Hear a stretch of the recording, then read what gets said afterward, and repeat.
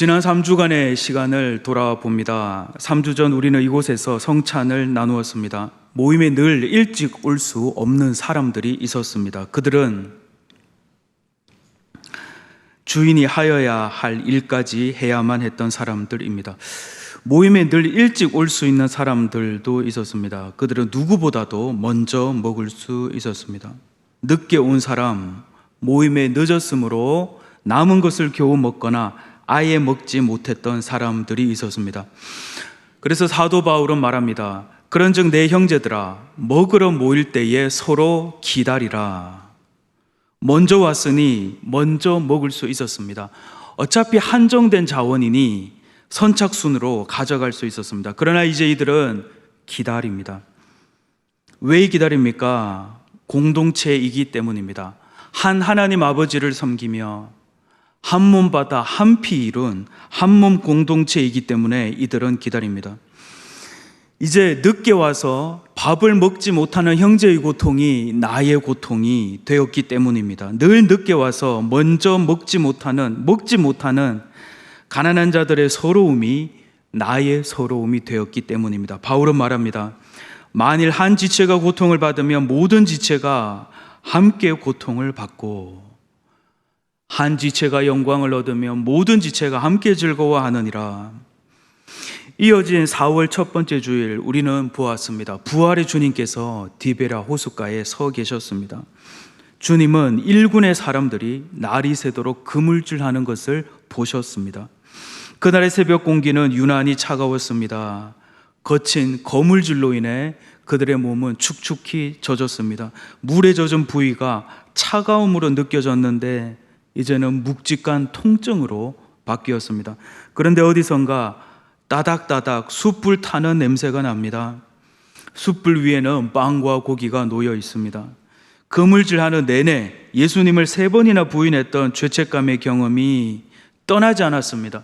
내가 왜 그랬을까? 내가 왜 그렇게 비겁했을까? 이 돌이킬 수 없는 지난 경험으로 인해 이들의 새벽 그 시간쯤이 되면 이들은 계속해서 현재 진행형으로 고통을 받고 있었던 것입니다. 그런데 저 멀리서 익숙한 목소리가 들려옵니다. 와서 아침을 먹어라. 회초리가 아니었습니다. 책망이 아니었습니다. 주님의 사랑의 음성이었습니다. 숯불보다도 뜨거운 주님의 사랑이었습니다. 이들의 눈앞에 준비된 숯불 위에 떡과 고기, 목소리는 들리지 않았지만 그 자체가 얘들아, 나는 너희를 끝까지 사랑한단다. 너희 모두가 나를 떠날지라도 나는 너희를 떠난 적이 없어. 두 귀로 또렷하게 들리는 목소리보다 더욱 선명하게 마음으로 듣는 우리 주님의 심장 박동이었습니다. 숯불 앞에서 식사하는 동안 어떤 사람도 말하지 않았습니다. 아니, 어떤 사람도 말할 수 없었습니다. 음식 씹는 소리와 주체할 수 없는 이 눈물 그리고 콧물로 인하여서 훌쩍이는 소리만 들립니다. 식후에 주님께서 말씀하십니다. 요한의 아들 시몬아, 네가 나를 사랑하느냐? 베드로가 대답합니다.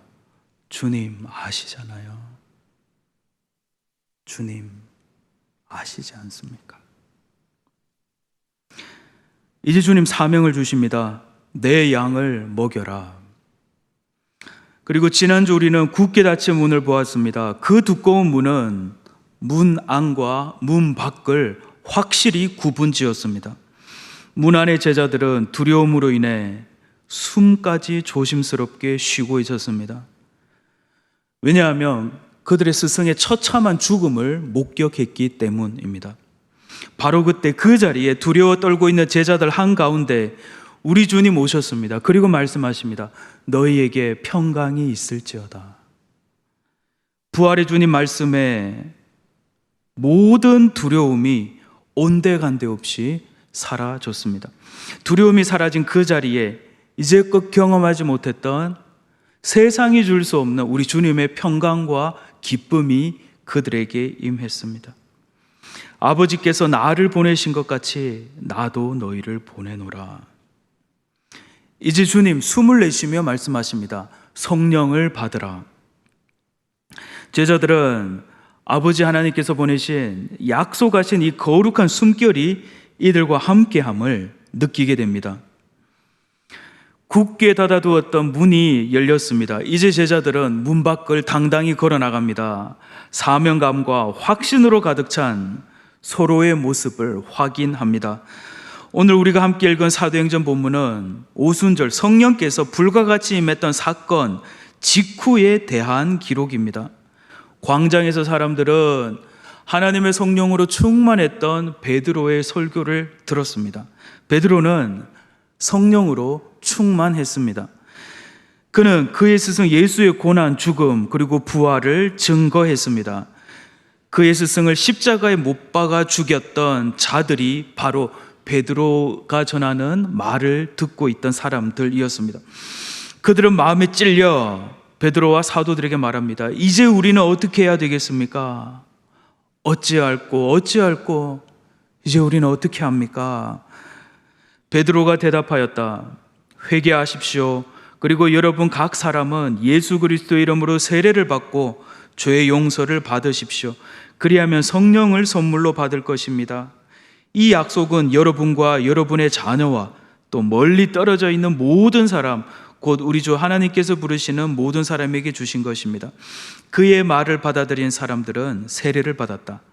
이렇게 해서 그날 신도의 수가 약 3,000명이나 늘어났다. 사도행전은 예수 부활 이후 사건들에 대한 의사 누가의 자세한 기록입니다. 굳게 닫힌 문 밖을 나선 제자들을 통하여 이 땅에 어떤 일들이 일어났던가 누가는 어떤 사람들보다 세밀하게 증언하였던 것입니다. 물론 2000년 전 이 의사라는 직업은 우리 조선시대와 같이 그리 높은 직업은 아니었습니다. 그러나 그의 직업적 특성상 오진을 내릴 시 사람의 생명을 좌우하잖아요.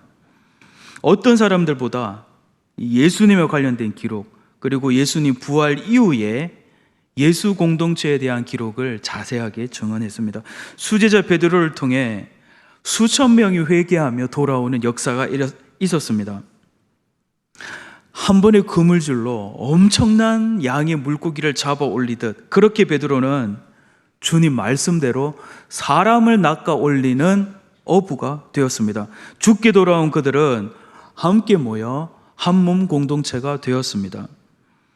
사람들은 그들을 에클레시아, 곧 하나님으로 부름받은 사람들, 교회라고 불렀습니다. 그들은 예수를 주님으로 부릅니다. 하나님을 아버지로 불렀습니다. 서로를 향해서는 한 몸바다, 한 피바다, 한 몸 이룬 형제, 자매로 불렀습니다. 그들의 중심에는 늘 사도의 가르침이 있었습니다. 예수님의 말씀이 예수 제자 공동체를 늘 굳게 붙들어 주었던 것처럼 사도의 가르침이 이 공동체의 주춧돌이었습니다. 말씀의 터 위에 이 공동체가 굳건히 세워져 갔습니다. 이제 이들은 한 식탁에 앉았습니다. 종이나 주인이나 유대인이나 이방인이나 건강한 자나 아픈 자나 재산이 많은 자나 가난한 자나 모두 한 가족이 되었습니다. 주님 빵을 나누어 주시듯 그렇게 빵을 떼어 서로 나누었습니다. 식탁 위에 부스러기가 떨어집니다. 멀리서 국 냄새가 납니다. 기쁨과 감격의 웃음소리가 이곳 저곳에서 터져납니다. 서로 눈을 맞춥니다. 이것이 교제였습니다. 우리말 교제로 번역한 헬라어 단어 코이노니아입니다. 코이노니아를 우리말 교회로 번역할 때 가르칠 교, 모일회를 사용합니다. 이것은 우리 선교 초기 성경 번역 시 중국 성경을 참조해서 그렇습니다.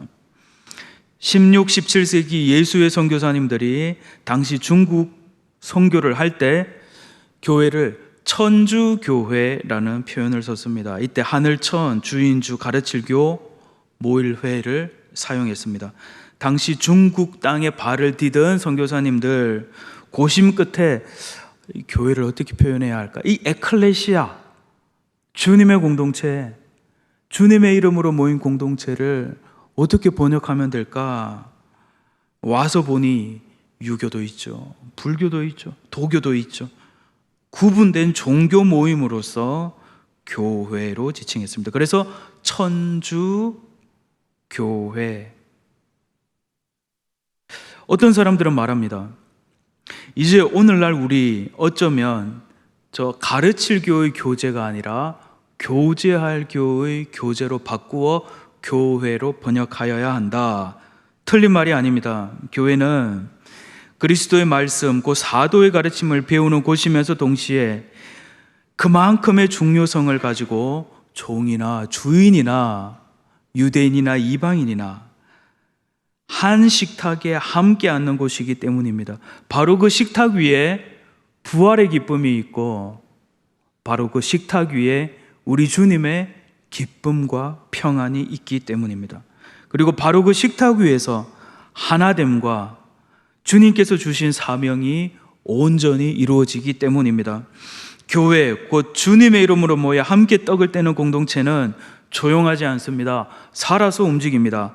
감격과 감동의 눈물이 터집니다. 병이 낫습니다. 사람이 변합니다. 성령이 함께 하심을 모두가 목도합니다. 하나님의 생명의 숨결입니다. 새로운 창조의 숨결입니다. 이것은 아담의 코에 불어넣어진 숨결이며 동시에 주님의 숨으로부터 나온 숨결입니다. 온 세상을 처음 창조하였던 숨결이며 온 세상을 다시 창조해 나갈 숨결입니다. 자기 기만, 자기 사랑, 독선, 아집, 선을 그어 선안과 선밖을 구분하며 배제와 배타적 사랑으로 똘똘 뭉쳐진 자기 바운더리 안의 사랑에 만족하고 있는 세상을 새롭게 창조해 나가는 거룩한 하나님의 숨결입니다. 그래서 그 숨결은 때로는 태풍과 같은 거친 바람을 몰고 올 수밖에 없었고, 그리고 때로는 이 숨결은 기존의 기득권의 세력들, 그리고 기존 세상으로부터 강한 저항을 불러일으킬 수밖에 없었던 것입니다. 누가는 당시의 상황을 이렇게 기록합니다. 믿는 사람이 다 함께 있어 모든 물건을 서로 통용하고 또 재산과 소유를 팔아 각 사람의 필요를 따라 나눠주며, 지갑이 열립니다. 굳게 닫아두었던 창고 문이 열렸습니다. 하늘 높이 쌓여있던 곡식 자루가 낮아지기 시작합니다. 옷들이 건네집니다. 차곡차곡 모아두었던 잉여의 것들이 지금 당장 간곡히 필요한 사람들에게 흘러갑니다. 수천 년 전 하나님께서 말씀하셨습니다. 아브라함은 강대한 나라가 되고 천하 만민은 너와 너의 후손으로 말미암아 복을 받게 될 것이다 하셨는데, 강대하여진 이들로 인하여 천하 만민이 함께 이 복을 누리고 있습니다. 물건이 통용되면서 새로운 연결, 새로운 교제, 새로운 커넥션이 만들어집니다. 이 연결로 인해 이 공동체는 더욱 견고하게 하나로 묶입니다. 나눔을 통해 그들은 기다림을 배웠습니다. 그동안 우리 형제 자매들이 이렇게 고통받고 있는지 몰랐습니다. 식탁 위에서 알았습니다. 기다림은 멈춤이었습니다. 멈추면서 그들은 비로소 함께 부름받은 형제 자매들이 보였습니다. 멈춤은 나눔으로 이어졌습니다. 나눔으로 이들은 하나됨을 경험합니다. 이것은 우리 주님의 유언과 같았던 간절한 기도의 응답이었습니다. 함께 읽어보겠습니다. 시작. 우리 주님의 기도 시작. 나는 이제 더 이상 세상에 있지 않으나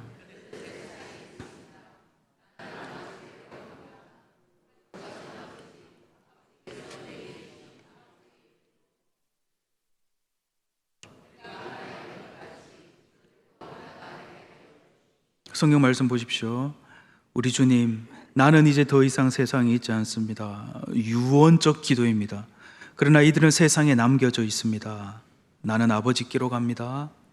거룩하신 아버지, 아버지께서 내게 주신 아버지의 이름으로 이들을 지켜주십시오. 왜 지켜달라고 합니까?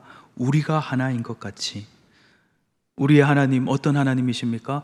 성부, 성자, 성령, 삼위일체 하나님, 존재 자체가 온전한 교제, 온전한 연합이었던 것 같이 창조 시에도 그냥 아버지께서 창조한다 결정해서 딱, 그리고 구속의 사건에 있어서도 아들아 가라, 이것이 아니라 우리가 우리의 형상으로 창조를 하자. 성경의 이 곳곳에 우리가 하나인 것처럼 성부, 성자, 성령 하나님께서 온전한 교제와 연합 안에 있는 것과 같이 그들도 우리처럼 온전한 연합, 교제의 공동체가 되게 하여 주십시오. 간절한 기도. 우리 주님의 기도 어떻게 이어졌습니까? 어떻게 응답되었습니까? 누가의 기록 사도행전 2장 46절입니다. 날마다 마음을 같이하여 성전에 모이기를 힘쓰고 집에서 떡을 떼며 기쁨과 순전한 마음으로 음식을 먹고 하나님을 찬미하며 또 온 백성에게 칭송을 받으니 주께서 구원받는 사람을 날마다 더하게 하시니라. 식탁 교제 이후 이들은 하나님을 찬양합니다. 이들의 찬송 소리가 모인 그곳 공간을 가득 채우고 하늘 높이 올라가서 온 세상을 채웁니다. 화목제물에 기름을 태웠던 연기가 하늘 높이 올라가듯 그렇게 그들의 찬송 소리는 하늘을 향하여 온 세상에 울려 퍼집니다. 찬송이 계속되면서 그들의 눈이 감깁니다. 지금 여러분들처럼요. 찬송이 계속되면서 그들의 두 눈이 감깁니다. 눈물이 흐릅니다. 그들의 뒷밤을 타고 흐르는 눈물, 억눌린 아픔, 슬픔의 눈물이 아니었습니다. 오늘 이 자리 우리 모두 함께 있게 해주신 우리 하나님의 은혜, 한 형제 자매로 만들어주신 하나님의 사랑에 대한 감격, 감동의 눈물이었습니다. 세상은 이들을 지켜보고 있었습니다. 그들은 다른 생각, 다른 마음을 가지고 있었습니다. 그렇게 함께 살아가고 있었습니다. 처음에 수군거림이 탄성과 탐복으로 바뀌었습니다. 이제 사람들은 이들을 우러러 보기 시작합니다. 차갑고 매서운 살인적인 눈보라가 끊임없이 몰아치던 광야 같은 세상입니다. 그런데 이들이 함께 모인 이곳에서 따뜻한 온기가 한없이 퍼져 나옵니다. 뜨겁게 데워진 구들장이 방 전체를 따뜻하게 하여 추위를 지켜내게 합니다. 성령의 불로 뜨거워진 제자들의 공동체가 이기심, 한없는 욕망으로 차가워진 세상을 따뜻하게 녹입니다. 따뜻한 봄 기운 같은 생명의 숨결이 얼어붙은 온 세상을 녹입니다. 굳게 닫혀있던 문들이 열리기 시작합니다. 사람들은 이들을 칭송하기 시작합니다. 앞서 주님은 이들을 향하여 말씀하셨죠. 너희는 세상의 빛이라. 산 위에 있는 동네가 숨겨지지 못할 것이요 사람이 등불을 켜서 말 아래 두지 아니하고 등경 위에 두나니 이러므로 집안 모든 사람에게 비치느니라. 이같이 너희 빛이 사람 앞에 비치게 하여 그들로 너희 착한 행실을 보고 하늘에 계신 너희 아버지께 영광을 돌리게 하라. 하나님이 하셨습니다. 사람들이 몰려옵니다. 얼어붙은 세상을 녹이는 따뜻한 생명의 기운을 향하여 사람들이 몰려옵니다. 차가움과 매서움에 얼음장으로 몰아붙이는 것이 아니었습니다. 살인적 냉기는 서로를 향하여 마음의 문을 더욱 굳게 닫아버렸을 뿐입니다.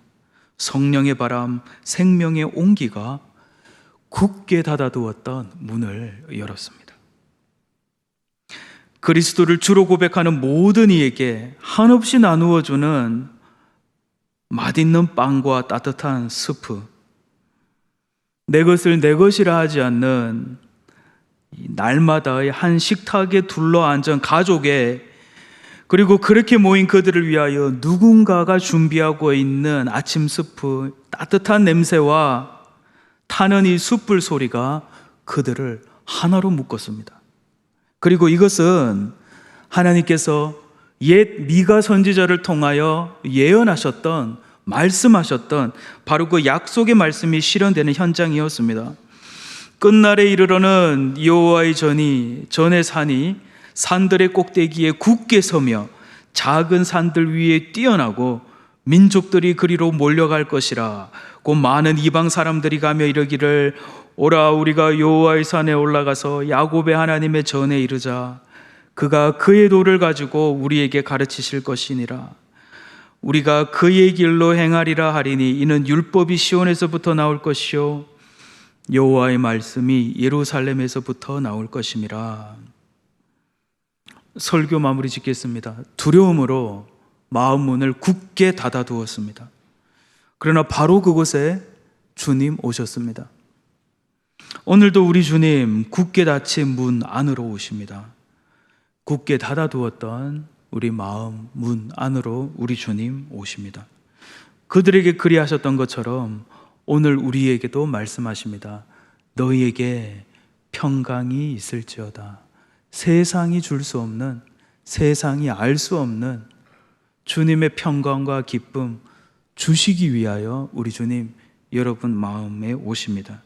모든 믿는 자에게 성령을 부으시겠다 약속하셨습니다. 우리 하나님은 신실하신 하나님이십니다.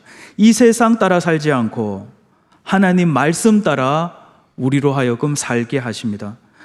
때가 되어 주님께서 굳게 닫힌 문을 여실 것입니다. 하나님이 하시는 일입니다. 이제 모든 두려움과 의심이 사라지고 우리는 한 식탁에 앉게 될 것입니다. 이곳에서뿐만 아니라 우리는 영원한 그 나라에서도 함께 왕의 초청을 받아 왕의 식탁에 앉게 될 것입니다. 우리의 따뜻한 식탁이 살인적인 차가움으로 한 사람 한 사람 동사시켜버리고 있는 세상을 녹이게 될 것입니다. 주님의 부활은 단지 일회성의 사건이 아닙니다. 모든 저주와 어둠, 죽음과 거짓을 이기는 실제적인 힘이며 오늘도 세상을 품어내시는 우리 주님의 사랑입니다.